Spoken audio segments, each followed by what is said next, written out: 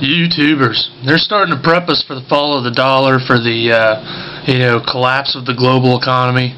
That's going to end up being part of the next stage here. They've already got things like the Copenhagen Treaty, which I know Obama said that he can't exactly get that through right now. But you got things like that. You got Codex Alimentarius. You should watch that if you haven't already. There's just a lot of things moving towards one world government, one world economy right now, and they really got to collapse the dollar to really get the one world economy rolling. So take a look at some of this stuff. I have never heard anyone on television say this before. Watch this. I mean, oil looks higher, gold looks higher, currencies look weaker, all for the reasons that we talked about before. I mean, you've got huge wage disparities. I don't know how that inevitably resolves itself. It may resolve itself in some type of a global currency crisis. And then if the global currency crisis unfolds, then inevitably you get, I guess, an alignment under a global world government, a new global currency, and a new world order. So we may be moving towards that. Talk to us a little bit more about this currency crisis you see erupting. What does that assume about what's going to happen to the dollar? Well, it assumes that the dollar will utterly get destroyed and become virtually worthless. I can't take it. I can't take it. Well, talk to me a little bit more about this currency crisis. What does that do? I mean, did I hear it wrong? Play just a little snippet again. What did he just say? If the global currency crisis unfolds, then inevitably you get, I guess, an alignment under a global world government, a new global currency, and a new world order. That's not good.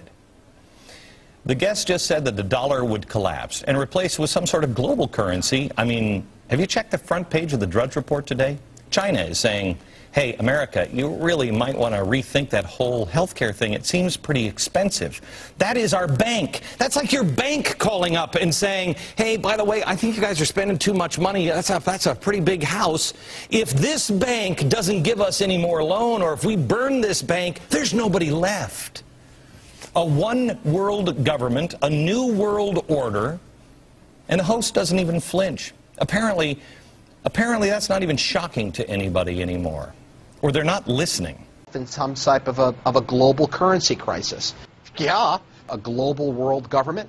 Yeah. A new global currency. Yeah. And a new world order. Yeah, for sure. I just got a quick article here to go with this. There's a French bank that's already telling their clients how to prepare for a potential global collapse. They go on to say that overall debt is still far too high in almost all rich economies. It gives some percentages saying that even America's debt is 350% of its gross domestic product. Gives some other countries and how they're doing, but it just gives. They're telling their clients how to get away from, the global collapse. They say it must be reduced by the hard slog of deleveraging for years. Deleveraging is kind of like what the Indians did when they bought up half the gold at the IMF. They're spending their dollars to get into gold, which is something they expect to last through this thing. Got that, and there's another one here. Debt levels risk another crisis. It's funny that they're saying these debt levels are going to risk another crisis when ever since Obama's been in office, he's been increasing the debt. I think in his year alone, he's created more debt than we have in the entire 200 years of this country. Look at the bailouts and the cost of this health care plan that will pass. They should be voting on it today. Depending on what their vote is on that today, I heard Rush Limbaugh say that when they do a test vote like that, 97% of the time it becomes a law. So if they are successful on that test vote today, you can expect that $1 trillion to add to our debt. They'll begin taxing us for 3 to 4 years before the health care bill even gets implemented. So Obama's been raising taxes, been raising debt, bailout after bailout, and just making our debt unsustainable, where it actually forces the dollar down, and it forces us to just be so overwhelmed with debt that our economy can't survive. So it's just some of the things we're looking at. I'm